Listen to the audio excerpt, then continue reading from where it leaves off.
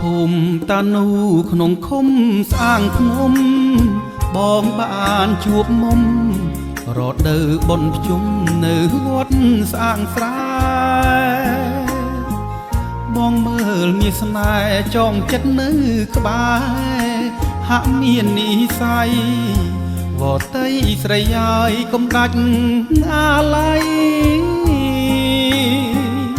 ស្នាមញញឹមអូនដូចផ្កាប្រលិតរៀមលោមស្នេហ៍ពិត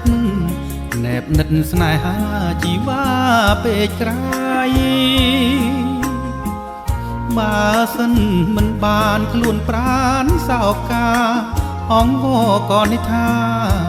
សូមអូនមេត្តាដល់ចិត្តរៀមបងណាក្លិនផ្កាកែស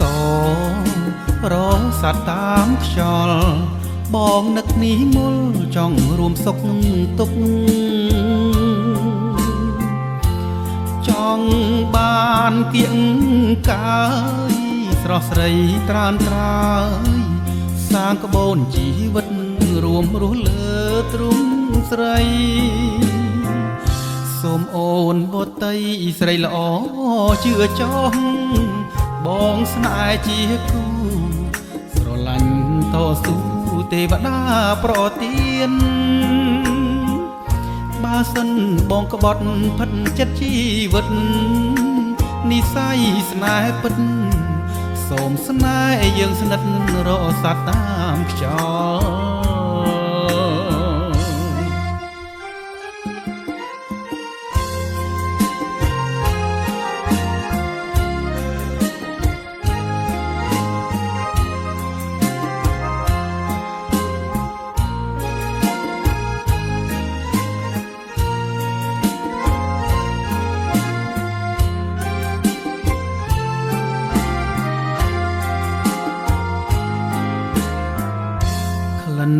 ផ្កា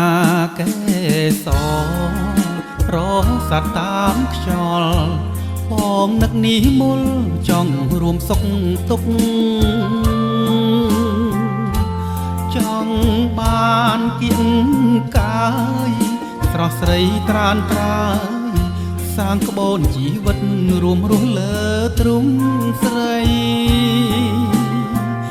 សូមអូនវតីស្រីល្អជឿចោះបងស្នេហ៍ជាគូស្រឡាញ់តស៊ូទេវតាប្រទានបើសិនបងក្បត់ផិតចិត្តជីវិតនិស្ស័យស្នេហ៍ពិតសូមស្នេហ៍យើងស្និទ្ធរស័តតាមខ្យល់